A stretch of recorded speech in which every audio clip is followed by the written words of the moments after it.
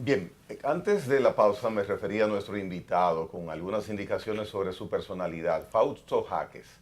Fausto Jaques es político, es escritor, embajador, atleta, cultiva las artes plásticas, es buen pintor, es bohemio, un personaje del jet set también, tuvo su época, tuvo sus momentos No, pero no de la de discoteca, sonoridad. no de la discoteca Yesé, sino No, de, no, del jet set social. de la Entonces, High Society. un razonamiento de político inteligente tiene Fausto Jaques, muy sensato. Y gracias por estar acá, amigo de esta tríada de caballeros. Gracias a ustedes. Cuando llegué le dije, pues lo voy a decir en el aire porque me agrada, que no podía encontrar tres amigos con ustedes. Aunque a veces duramos años y no nos vemos. Pero cuando yo empecé en política, que fue en el año 1979 al 86, gran parte de ese tiempo, Balaguer incluso estaba en el exilio. Digo, en un exilio voluntario. Y nosotros la juventud teníamos pocos recursos. Y pasábamos trabajo para poder echar para adelante. Y ustedes dos fueron de los que más nos ayudaron en esa época. Yo contigo cultivé la amistad un poco más tarde ya. Pero yo no olvido. Cuando la juventud, bueno, tú eras corresponsal en el Palacio, ¿verdad? Sí, sí. Sí. Pero antes Bueno, que eso, empecé realmente cubriendo fuentes que salud, después me incorporan un poco a la parte política. Fuentes alternas. Y después me sacaron de la parte política y me concentré a cubrir la fuente del Palacio Nacional. sí, exactamente. Pero normalmente cubría mucho el Partido Reformista porque cultivé buenos amigos, entre ellos tú, y entonces eso me daba la facilidad realmente de accesar a fuentes informativas importantes dentro del partido. Tengo que sumar a la Pipí, ¿verdad? Leonardo Hernández, claro que sí. Que fue un gran colaborador también, ido de tiempo realmente. Sí, lamentablemente. Para bien de él perdimos a Ricardo Rojas, León, pero Eh, ha sido muy beneficioso para él. Y nada, estoy aquí a sus órdenes. un crecimiento, Pero mira, un Fausto, crecimiento tú, importante, Ricardo. Sí. Bastante, sí. No, tú has ha sido- decollado bastante, tú Ricardo. has sido muy oportuno porque justamente este sábado pasado, Gregory estuvo presente en esa actividad. El Partido Reformista conmemoró o celebró los 60 años de la primera llegada al poder del presidente Joaquín Balaguer. Digo, la primera Por llegada elecciones. democrática, sí, por elecciones. Democrática no, por elecciones. No, ahí tenemos visiones contradictorias, sí. Pero ya el Partido Reformista parece ser que yo digo, bueno, ¿qué será del Partido Reformista? Porque celebrar 60 años en la condición en que se encuentra precisamente hoy el Partido Reformista, uno diría, bueno, ¿qué ha pasado en ese partido? Mira, aunque tú, sí, pero aunque la gente no lo crea, Balaguer era más democrático que lo heredaron. Cuando nosotros teníamos cualquier tipo de actividad, yo fui miembro de los 37, primero del directorio cuando éramos 37, y después de los 100, que fueron más famosos porque estábamos en el gobierno. Tú sabes que en el gobierno es más fácil hacerse sentir. Pero cuando había reuniones que cualquier miembro podía no estar de acuerdo y se ponía a votación, se tomaba en cuenta cualquier miembro. Yo me acuerdo una vez que yo tuve una discusión fuerte, que yo también asusté, cuando Donald Trump era presidente En funciones. en funciones, que yo lo contradije, querían incluir en el grupo de los 100 4 o 5 personas sin votar, y yo me impuse. Tuvimos que votar para escoger los 4 nuevos miembros. Pero luego el Partido Reformista empezó a hacerse lo que da la gana. Yo conservo, porque un vecino me regaló un ejemplar de la revista Rumbo, que me hicieron una entrevista en el 1994, y en esa entrevista yo dije que el Partido Reformista iba a desaparecer, por cómo empezaba a visualizarse. Yo recuerdo que en ese año hicimos una convención en el Carlos Teo Cruz, y Quique tenía controlado el local.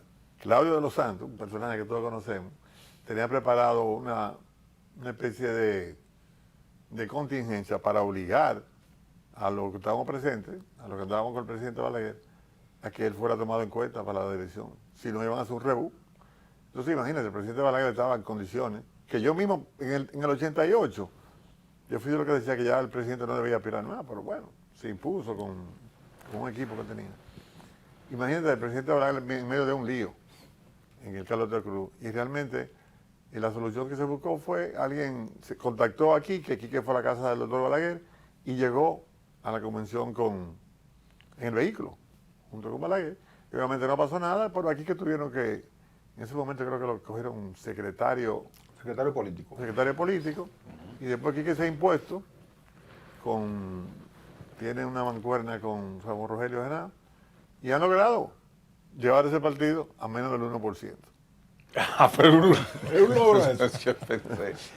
Yo pensé que era un relato Eso es un logro. encomiador que iba a ser. Entonces llevó al hoyo. realidad. ¿El Partido Reformista puede resurgir cuantitativamente en cuanto a votos? Mira, a mí me llegó anoche una noticia, no sé si es cierta o falsa, Bueno, de que... No la diga, no la diga. bueno. No la diga. No. Después yo te digo por qué no la diga. Ok, Te digo, pero... odiar, no diga el nombre.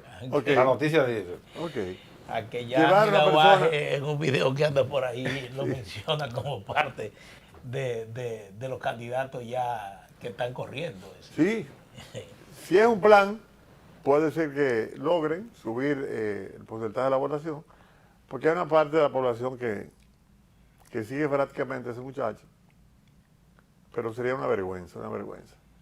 Yo creo que si hay algún respeto por la familia, aquí que debería evitar eso, porque yo no tengo nada en contra de ese muchacho, él ha hecho su papel que ha sido exitoso en lo que a él le gusta. Pero sería terrible que el Partido Reformista subiera su porcentaje en base a una oportunidad tan fea. De verdad que sí. En base a una chercha.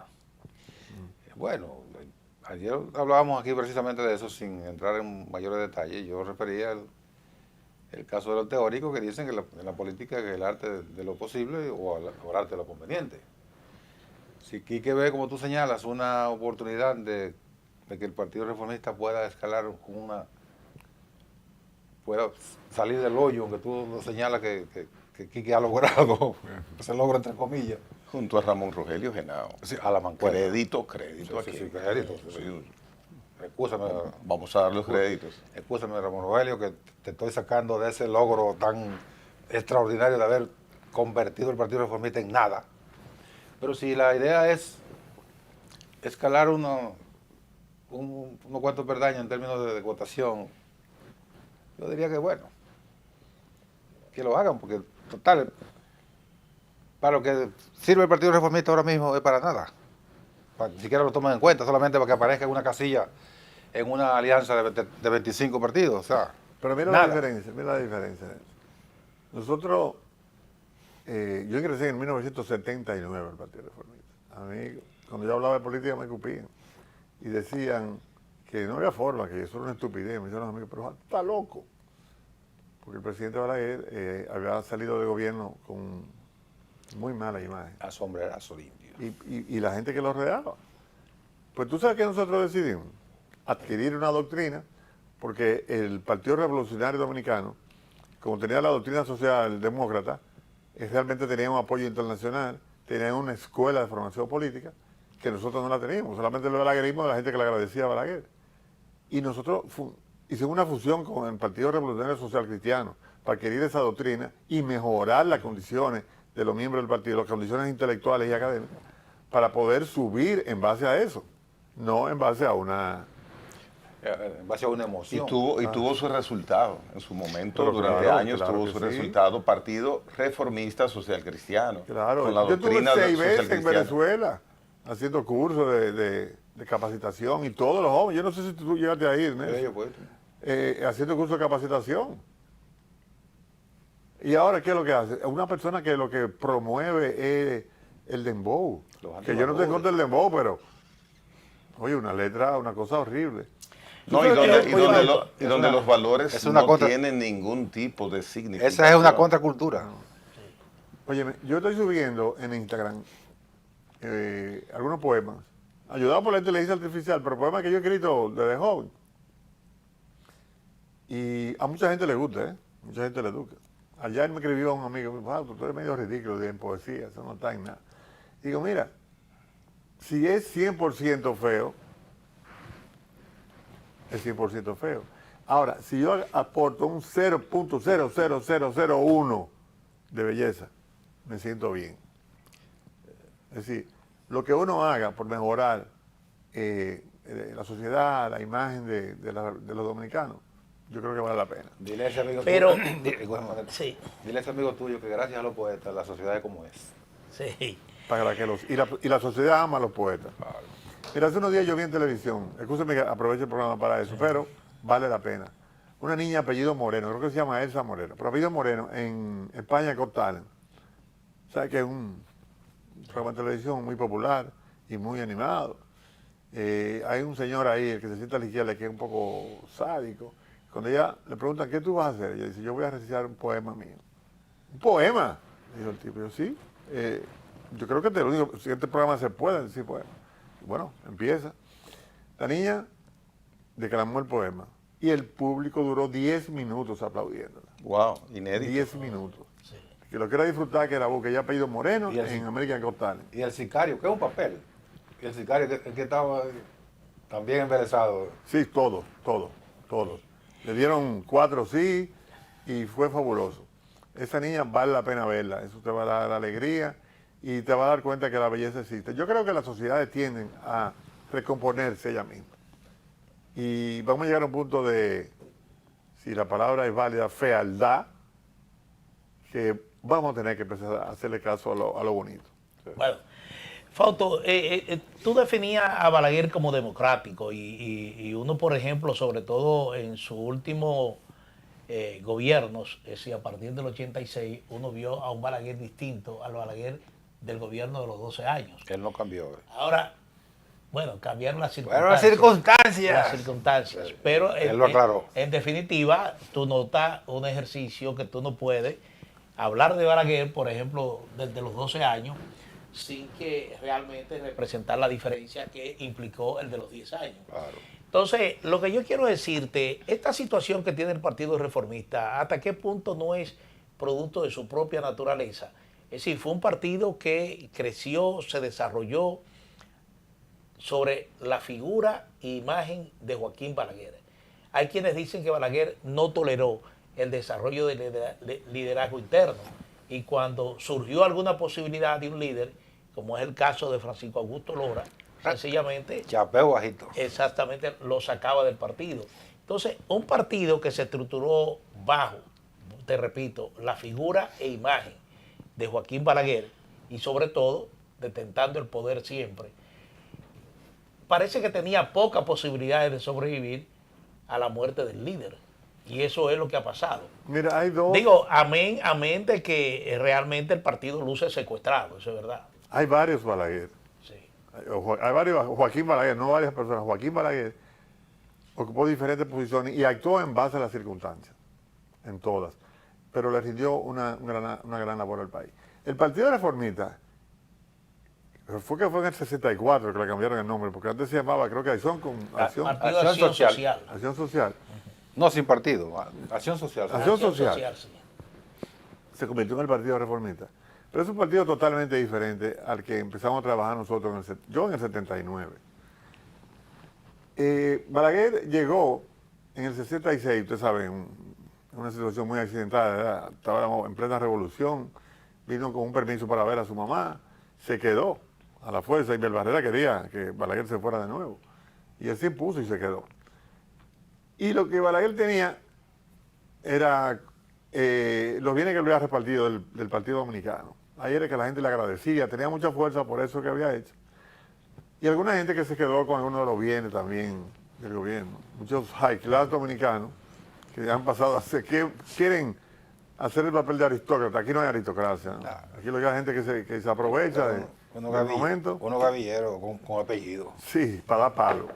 Mucha gente dieron palo. Entonces, en base a eso, Joaquín Balaguer llega a la presidencia en el 66 con un apoyo relativo de los Estados Unidos. Los Estados Unidos no querían saber Balaguer porque lo veían, lo involucraban en la muerte de Galíndez.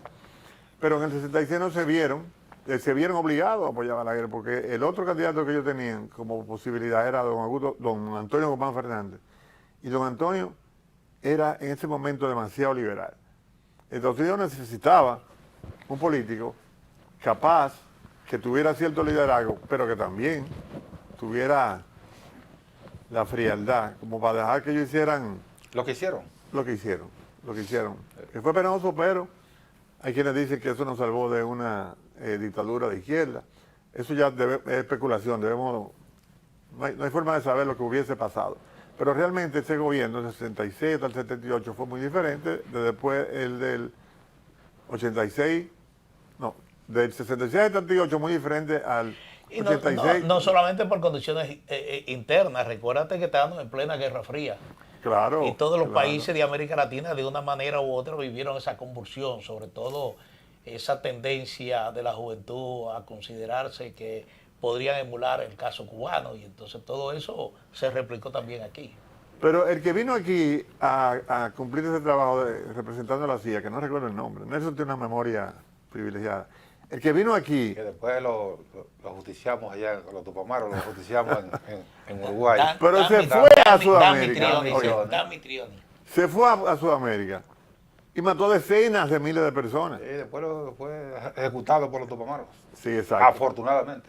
Pero Dami aquí, Trioni, que fue como si fuera un agente de la AID. Bueno, aquí él estaba Él llegó como la idea. con la exacto, AID. era un encubierto. Pero relativamente, cada muerte es terrible. Cada muerte, es decir, la vida no tiene precio. La de ese, ¿no? Pero relativamente fueron, comparados con lo que ese señor hizo en Sudamérica, aquí yo creo que hubo cierto control. Sí, no se mató así como... En Chile creo que hubieron miles de desaparecidos. Sí, sí. En Argentina también. En Paraguay. Aunque aquí se Eso vivió un fue drama, antes. se vivió un drama bastante fuerte. Eso fue antes. Bueno, hay mucha gente que interpreta a Balaguer a partir de lo que dice. Digamos, en ese tiempo de tanta convulsión política y social en América Latina, y aquí, por supuesto, la excusa de Balaguer era que esos crímenes los cometían los incontrolables. Y la gente que oye y no analiza lo que dice la figura, pensaba que los incontrolables eran los guardias. Pero Balaguer siempre controló a los guardias, por eso los mantenía divididos para que dependieran de él y no se pusieran de acuerdo. Los incontrolables se llamaban el MAC. Militares, ¿cómo se dice la vaina de asesores militares? Sí, bueno, eran los agregados militares. de la Esos Embajada de eran los Estados Unidos. incontrolables que dirigían las matanzas de dirigentes políticos en la República Dominicana. Tenían sus instalaciones ahí en la México. Utilizaban a los policías y a los guardias dominicanos, pero a esos grupos Balaguer no podía controlarlos. Esos eran los incontrolables, no, Claro, porque eran no los generales dominicanos. Fausto, Eran enviados del gobierno de los Estados Unidos. en estas circunstancias tan diferentes a los momentos en que Balaguer dirigía a República Dominicana, ¿cómo se hubiera desenvuelto él al frente del país en estos momentos? ¿En cuál ¿Puedes momento? hacer en este momento? En estos momentos. ¿Puedes hacer ese ejercicio? Mira, hace unos días me dijo un amigo, balaguerita, igual que yo soy balaguerita, y mira que desde el 88 más nunca lo apoyé como candidato a presidente. Pero, porque yo, por las condiciones físicas, tú sabes, me dijo, wow, si Balaguer hubiese administrado esos 48.000 millones de dólares que se han cogido prestados, este país fuera de 3 pisos. ¿Compartes eso? Sí, totalmente. Mire, yo fui funcionario joven. Bueno, joven. Yo fui... ¿Pero qué hubiera hecho él cambió diferente todo lo diferente de a, las 5 duchas a como del se mercado? está haciendo ahora? Controlar a los funcionarios, hermano. Cuando Balaguer, yo recuerdo que un amigo mío fue a venderme un vehículo, cuando estaba en la juventud, que el Ministerio de la Juventud era una dirección todavía. Fue a venderme un vehículo y yo le dije, no, tú estás loco, el Balaguer se entera que yo estoy comprando vehículos nuevos y tengo problemas. Es decir, no había dispendio, no había de que ese tarjeterío de crédito para comprar y para gastar y para mujerear. La gente le parece que el país ha progresado. Ha progresado. No, porque hay mucha gente rica. Aquí hay quizás 100 restaurantes en Santo Domingo que van gente a gastar dinero. 100 restaurantes. ¿Cuánta gente van ahí? ¿Qué sé yo? Por tus 50 Hay una vida vos decías en términos peyorativos que los gobiernos de Balaguer habían hecho 300 millonarios. No, pero eso No, pero fue Balaguer que lo dijo. fue Balaguer que lo dijo, pero no. Pero no Balaguer- eran ladrones, eran constructores. Balaguer se refería- clase media. básicamente a los que tenían empresas en Herrera, Sí. porque había una ley especial que prohibía las importaciones de los productos que ellos hacían y pagaban menos impuestos. Hay mucha gente que se hizo rico en Herrera. Oye la figura de los... La ley de incentivo industrial. Oigan la figura que por qué Balaguer usaba eso que Fausto refiere, justamente en el caso de Herrera. Oigan esto, para que ustedes vean cómo han operado aquí los llamados ricos. El doctor Balaguer le dio la tierra en Herrera, que eran de los Trujillos. Fomento Industrial, lo que se llama hoy Proindustria, sí, le construyó las naves. El doctor Balaguer le exoneró las maquinarias. El doctor Balaguer le creó el fondo Infratur, el fondo FIDE, para el Desarrollo Industrial del Banco Central. Dinero prestado gratis, prestado sin interés. Cero interés. Y además, para completar todo el panorama, le prohibió las importaciones. O sea, le creó un mercado cautivo. Un mercado cautivo, exactamente. Entonces, esos son los industriales y los grandes empresarios de este Dirían país. por ahí, estudiando cualquiera pasa. Claro. Entonces, a eso se refería a ese grupo que no solo de... Pero en de Herrera, definitiva, esa política de Estado funcionó. le ayudó bastante Esa política pública al crecimiento funcionó. económico del país. Porque aquí nos quejamos ahora de la gran cantidad de incentivos que tenemos para sectores productivos. Pero eso es viejo. Donde exactamente son viejos, pero tú entiendes que aquí se crea un incentivo para impulsar un sector productivo y ese incentivo se queda por los tiempos, es decir, por los siglos de los siglos, amén. En cualquier otro país lo que se hace es que, mira, el Estado te va a dar un incentivo hasta que tú te desarrolles, hasta que tú puedas manejarte sin muleta. Relativamente de emergencia. Exactamente, yo te voy a dar incentivo por 20 años, pero al término de esos 20 años, yo te voy a quitar ese incentivo o se lo va reduciendo gradualmente en la medida que ese sector productivo se vaya desarrollando e insertando en los medios de producción. Mira, Digo, pero aquí esa política no. Mira, ¿tú sabes qué pasa? Que se crean unas malas costumbres. Hace unos días yo dije en un lugar público, wow, pero por fin una condena. Una condena a la que... El caso Coral. A los militares, sí, el caso Coral. Y había un general retirado que estaba ahí y dice, no, eso es un abuso. Y porque ellos no... No, pero siempre eso se ha hecho. Hay cosas que le tocan al funcionario. Entonces se ha creado una costumbre. Y lo que es una verdad. Entonces el que llega no arregla porque dice, bueno, si a mí me toca, déjame dejar así, ese incentivo así, déjame dejarlo, ¿cómo se llama? Los subsidios, déjame dejarlo así. ¿Por qué? Porque le toca una parte a ellos. No es que están siendo olvidadizos ni cometiendo un error. Desgraciadamente, lo que hemos tenido malos ejemplos. Yo te digo, yo no tengo fortuna, ni la he tenido nunca. Nunca me ha faltado nada, gracias a Dios. Yo vivo relativamente bien, pero no tengo fortuna. Porque yo creí que el tener una buena imagen iba a producir que yo tuviera éxito político. Me equivoqué, porque el país cambió. Entonces, lo que te hace poder participar con éxito en política es el dinero. Ahora mismo yo tengo un proyecto con unos amigos que eran de la juventud reformista de los 70 y 80, que es de rescatar. Y mucha gente me dice, no, pero que ya están viejos, ¿no? Los viejos tienen hijos y tienen hijos que pudiese uno fácil convencerlo del estilo de gobernar, no solamente de Balaguer, porque tenemos que ser conscientes. El profesor Juan Bosch también, y Peña Gómez también. Es decir, su norte no era hacer dinero, ni permitir tampoco que se hiciera lo que daba la gana a la gente. Quizás el doctor Peña Gómez era un poco más liberal en el sentido de que era más democrático, mucho más democrático. Pero Juan Bosch y Balaguer no era democrática, ¿no? En ese sentido, ¿eh? Si alguien estaba como metiendo la pata, hasta ahí llegaba. Yo conozco un caso de un amigo nuestro que junto contigo dirigía una empresa del Estado. Y el doctor Balaguer un día lo llama al general Pérez Bello, mira, fulano, el presidente le quiere ver. Está bien. Cuando yo lo encuentro y dice, presidente, ¿usted me quiere ver? Sí, yo lo estoy llamando porque me ha llegado unos rumores. que usted anda de parranda en parranda, en eso, ¿cómo que le llaman ahora? Happy Hour.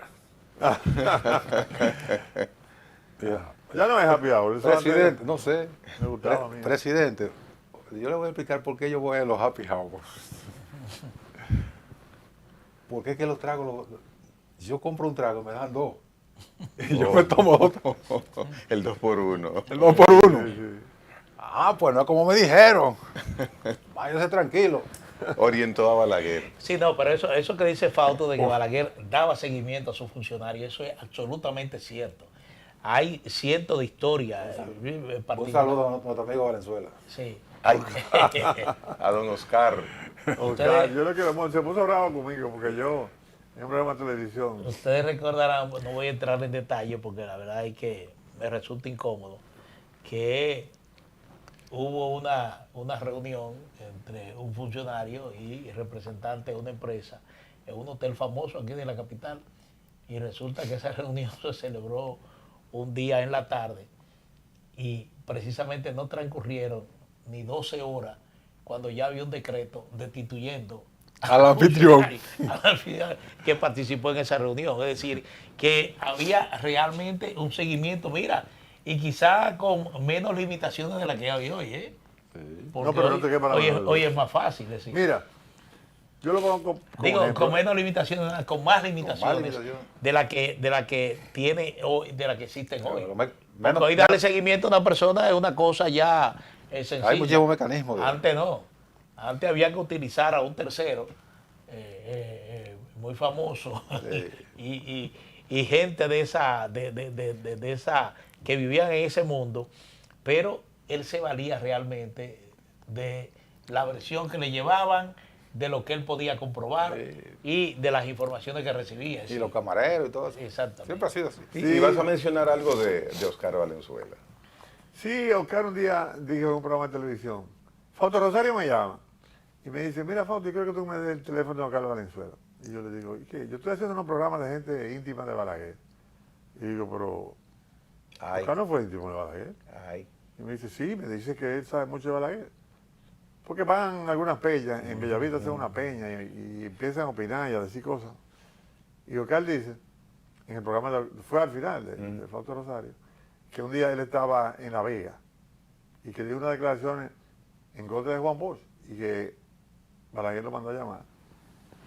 Y yo digo, mira, Oscar, ¿cómo tú te atreves a hablar de Juan Bosch? Yo tengo un pacto con ese hombre. No te atreves a hablar de él. Y yo, primero, Oscar, por favor. él no tenía la Ese confianza. no es el Balaguer tampoco. Tú eres loco. Mira, si Balaguer hubiese tenido un pacto con Juan Bosch, no se lo dice ni a él mismo, se lo dice. Sí. Ni a él mismo se lo dice. Menos decírselo a Oscar. El pacto se sobreentendía. Claro. Por el comportamiento de ambos. Sí, claro. Era una jugada para mantener la paz en el país. Juan Bosch controlaba tiene la simpatía de una gran parte de la... No vamos a decir los izquierdistas, pero de la gente liberal y estaban un poquito controlados mientras Juan Bosch estuviera ahí. Entonces Balaguer le daba cierta seguridad. Pero no es que ellos se habían sentado, habían hecho un pacto y menos que se lo iba a confesar. Se tuteaban, ¿eh? Sí, pero hubo Se Eran tuteaban. amigos. eran sí, amigos. no, hubo una ocasión, eso voy a hablar, de que a Bosch y Balaguer le hicieron reconocimiento juntos y en una ocasión, yo recuerdo, cubría Palacio, Bosch va al Palacio Nacional y primero entra al despacho de Bello Andino. Bello Andino lo lleva caminando, el trayecto era cortico, era solamente salir de ese pasillo. 50 pasos. Yo recuerdo que yo le pregunté a Balaguer, digo a Bosch, ¿por qué esa cercanía? Había una cercanía entre ambos y qué sé yo. Y yo recuerdo, nunca se me olvidó esa frase, que Bosch dijo, es que ustedes no quieren entender o comprender, ustedes no quieren comprender que Lito y yo somos amigos. Elito, mira, eso era un círculo muy exactamente, te estrecho. estoy diciendo, Un círculo muy estrecho. ese apodo de Balaguer, eso, Que era nada más lo familiar. conocían su familia Muy y estrecho. entre ellos. Entonces, eso, bueno, está en el periódico hoy, porque yo lo escribí, está ahí. Ustedes no quieren entender, no sé si la palabra fue entender o comprender, que Elito y yo somos amigos. Eso quiere decir que se conocieron antes en Santiago, Bueno, ¿no? Santiago y La Vega. Se conocieron jovencitos. lógicamente eran contemporáneos. Balaguer le decía Juanito. El Sí, discurrir sí, sí, político de Fausto Jáquez, reformista, sobre todo balaguerista, te mantienes activo, pero el proselitismo ha bajado. ¿Cuál es tu posición frente al apoyo que tú tienes hacia este gobierno? Mira, te voy a decir algo simpático. En el año 2000, Hipólito era candidato a la presidencia de la República. Hipólito y yo tenemos 3 apellidos en común. Mi mamá era de Gurabo, y Gurabo cuando yo nací, yo tengo ya 70 años, Gurabo era una comarca. Y Gurabo, todas éramos familia. Hipólito y yo conseguimos en los domingos, en los días y a los Hernández, tenemos a 3 años. En el domingo Hipólito me dijo, primo, venga, móntese en la patana conmigo. Y yo no, primo, que mi familia sabe que es demasiado balaguerita, yo no puedo hablar de pronto. Y no quise. Siendo presidente, me invitaba a Palacio a comer con él y se burlaba de mí. Me decía, primo, coño, pues pendejo, ¿cuándo te va a tener un primo otra vez presidente? Siempre andar conmigo, tú eras aquí en el Palacio. Bueno, seguimos la relación de familiaridad. Y en el pasado el tiempo, ya Balaguer muere en el 2002, el Partido Reformista, Quique y Ramón Rogelio lo secuestraron. Y en el 2012 Hipólito me invita de nuevo, entonces yo acepté. Y lo acompañaba un día a la semana en los recorridos. En esos recorridos aparecía en ese momento, bueno, no puedo decir así, cuando viene a ver me vota, aparecía Luis Abinader y me decía, Fausto, dame un chance. Yo me montaba el vehículo, él se montaba a conversar con Hipólito, que era el candidato. Y ahí conocí a toda esa gente de todos esos peñagomitas. Aunque yo conocí a Peña Gómez en el 96, yo no estaba de acuerdo con lo que le hicieron a Jacinto. Y Hipólito me llevó donde Peña Gómez en ese momento. Pero bueno, vamos a lo que pasa ahora. Entonces en el 2012 conocí a Luis y nos hicimos buenos amigos. Me mantuve en contacto con él y la campaña del 20, yo hice un movimiento que se llamaba D7, Luis 2024, trabajé en ese movimiento tratando de captar gente. Ahí hice más relación estrecha. Mira, yo porque no soy, tú sabes que yo tengo un negocio de venta de arte, yo no le vendí un cuadro a una institución de gobierno. Y soy amigo de, ¿qué te dice? El medio gobierno. De medio gobierno, pero amigo de verdad, de participar en campaña. La del 24 ahora, yo vine de Alemania. Y los pocos chelitos que ahorré lo gasté, y más que eso, en la campaña.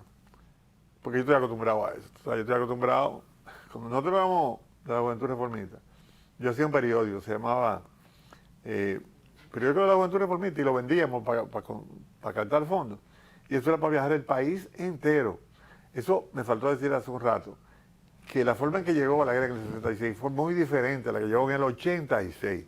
En el 86 Balaguer llegó al poder con jóvenes, y esa fue la asesoría de los alemanes y de los venezolanos. En el 66 llegó apoyado por los jóvenes, pero los jóvenes con soldados del ejército de los Estados Unidos. Exactamente. En el 86 fue por la juventud, de verdad que fue una cosa impresionante. Nosotros que cubríamos la política, Manuel para el periódico Hoy, asignado a la fuente de Reformista, Palacio también, pero Reformista, y yo específicamente en el Nacional, que don Pepín Corripio le dijo a Cuchito, ¿por qué tú crees si tú pones a Encarnación a cubrir a Balaguer? Cuando Cuchito me lo dice, que en paz descanse, ¿y por qué? No, porque Pepín cree que tú eres balaguerista. Está equivocado. Pues. Bueno, y cubría a Balaguer y de verdad que fue impresionante el vuelco de la juventud hacia un anciano de 80 y pico de años ya. Oye, nos topamos el país. Nos tomamos el país. Yo recuerdo que en el malecón nosotros hacíamos 2 actividades semanales. Claro, actividades para jóvenes, y eso se llenaba de jóvenes. Pero no fue una decisión ni de Balaguer ni de nosotros.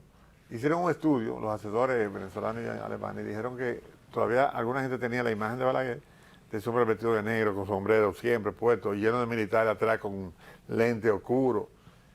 Y pidieron que estuviésemos cerca de Balaguer de gente joven, y que esos fósiles lo quitaran de ahí. Y así sucedió.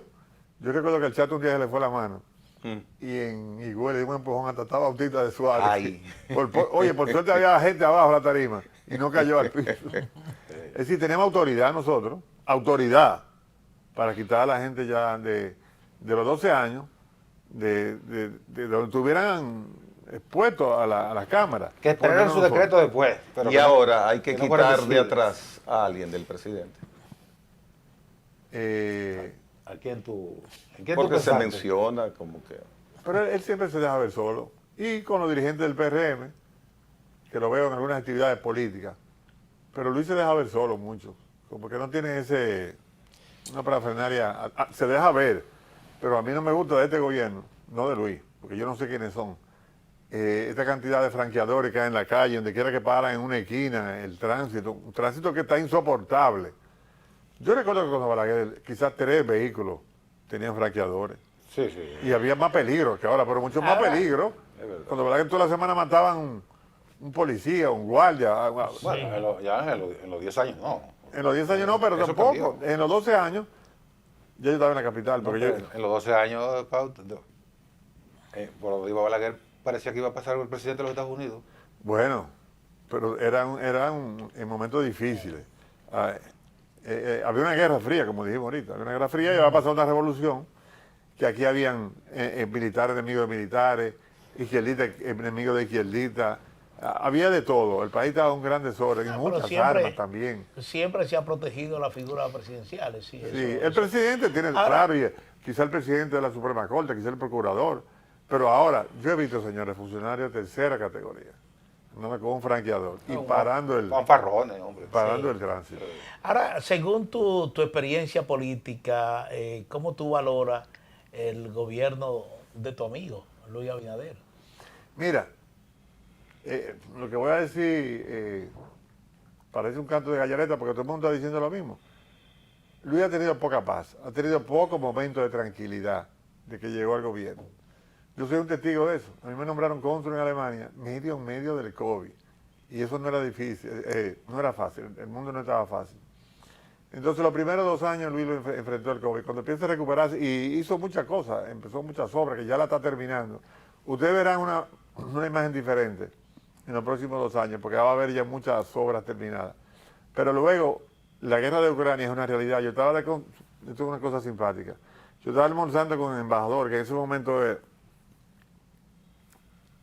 estaba ya, que ahora es el vicecanciller para asuntos bilaterales, se llama Francisco, es un tipo excelente, muy capaz. Caraballo, está ahora en la Cancillería. Y me dice, Fausto, vámonos para Polonia. Yo, ¿a qué vamos a Polonia? Yo era cónsul en Hamburgo. Y me dice, no, yo tengo que ir a sacar 21 dominicanos que están en Ucrania. Y yo le dije, te vas tú.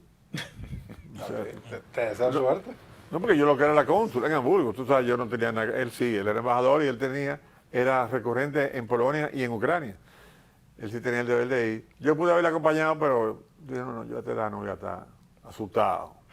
Porque la guerra era una guerra. Al mismo Alemania le ha afectado muchísimo por los ductos que han cerrado para comprar los combustibles. Ahora el combustible le sale mucho más caro. Sí. Pero también aquí en el país se afectó. Ahora mismo no podemos dejar de ver que el petróleo subió. Ojalá que pase eso ya y que se recomponga un poco el mundo en el asunto de los precios del petróleo. Pero ha tenido poco tiempo de poder trabajar tranquilo, Luis. Tú fuiste embajador en Suiza. Hamburgo. Sí, yo estuve en Suiza ¿En Suiza también? Sí, embajador en Suiza. Oh. Cuando Carlos Morales era canciller. La vida de un embajador en Suiza, como esa tranquilidad de Suiza, es como pasmosa, ¿verdad? Mira, como tú hablaste ahorita de los happy hour, te voy a decir que donde quiera se cuecen habas. Por ejemplo, en Bern es la capital política de Suiza. Aunque hay muchos órganos bilaterales en Ginebra, pero Bern es la capital política, la embajada está en Bern. La capital bilateral es Ginebra. Por tanto, Multilateral. Multilateral. Tanto los organismos todos los internacionales. organismos de la ONU están Exacto. ahí. La bilateral la es OMC, Bern. OIT. Bern. La Ahí OIT. entonces ahí está la embajada.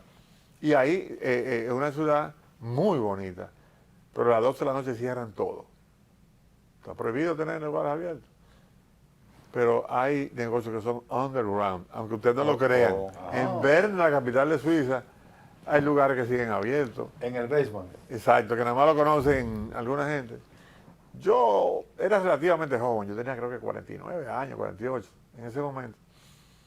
Y me juntaba con todos los latinos, porque yo siempre he sido accesible, o sea, yo no tengo problema. Mira, yo vengo aquí con una chaqueta porque ustedes tienen chaqueta, si no, yo ando en la calle con unos jeans, un t-shirt.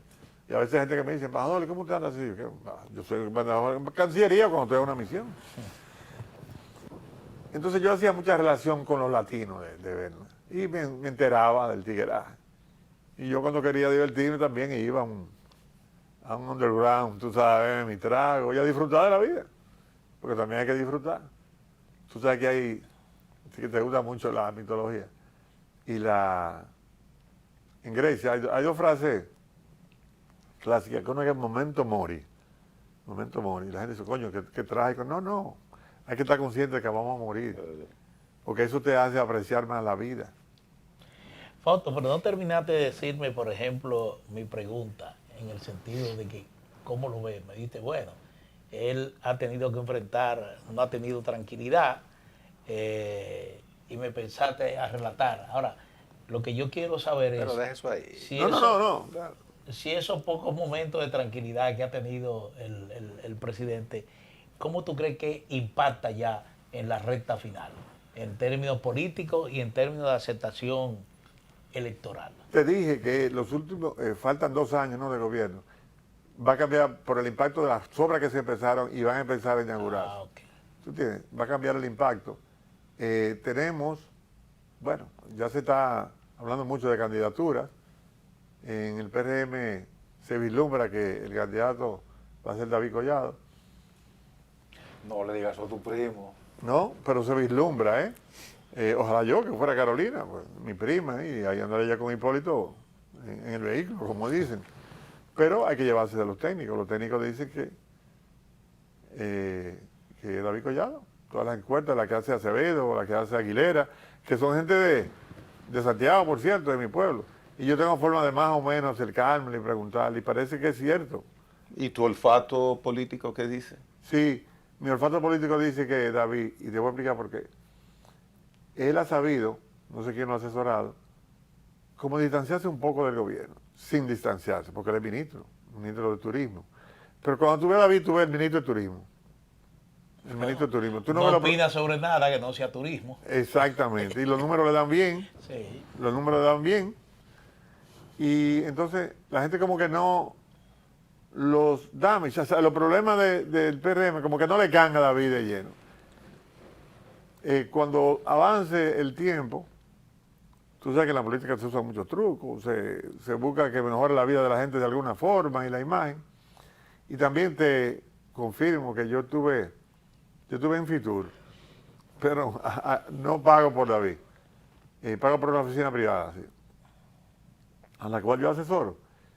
Y me di cuenta en España, en Madrid, que David tiene el apoyo de muchos empresarios dominicanos. Muchos empresarios dominicanos que tienen muchos recursos. Pero, o sea, ¿apoyan al ministro de Turismo o al político? No, al político. Al político. Y obviamente, los que son del área de turismo lo apoyan porque él ha sido muy eficiente. Pero eso, medio ser y no ser, de estar un poquito distante, como tú lo percibes del gobierno, eso tiene su momento. Eso llega un momento que tú no puedes, un candidato no puede jugar a ese equilibrio. No. Cuando sea candidato, va a tener que fajarse. Claro. Va a tener que fajarse y sacar de donde abajo. Por eso un cohete donde tenga que ponerse. A todo. Sí, y ponerse un cohete donde tenga que ponérselo y tirar para adelante. ¿Has Buscar un visto? equipo que lo acompañe, que sea experimentado, tú sabes. Tomando en consideración qué sucedió en 2025 con nuestra economía, lo que se está manejando que pueda suceder en este año, ¿cómo miras la situación de República Dominicana? ¿Cómo miras allá a terminar este año y el porvenir cercano económicamente? Mira, indudablemente que República Dominicana ha seguido creciendo. Incluso creció en los gobiernos del PLD, que a mí no fui muy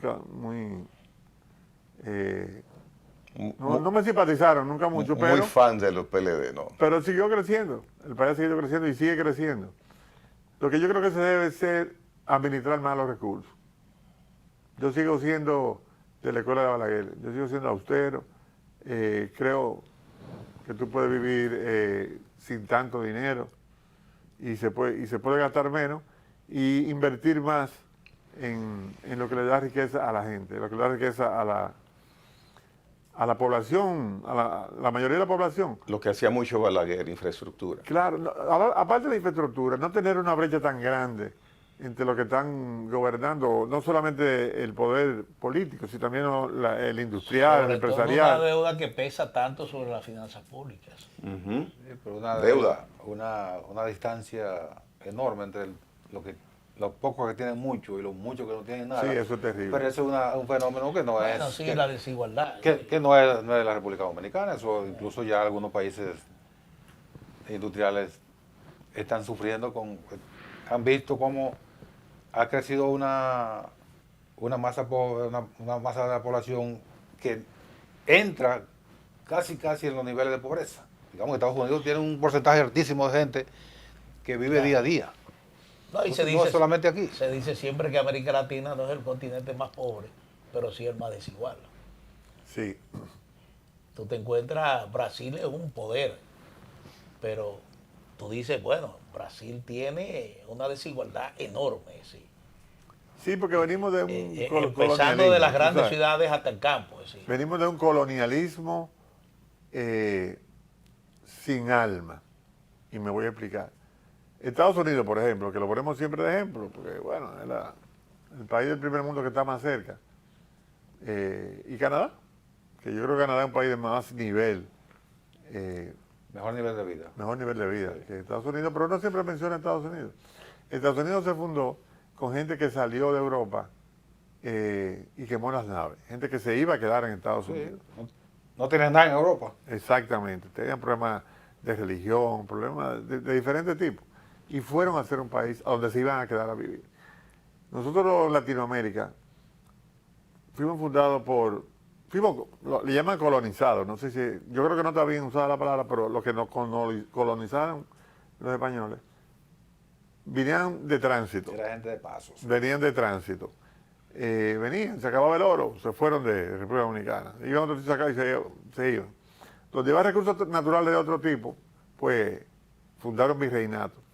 Pero por ejemplo aquí tuvimos un periodo que España nos dejó abandonada como si fuéramos,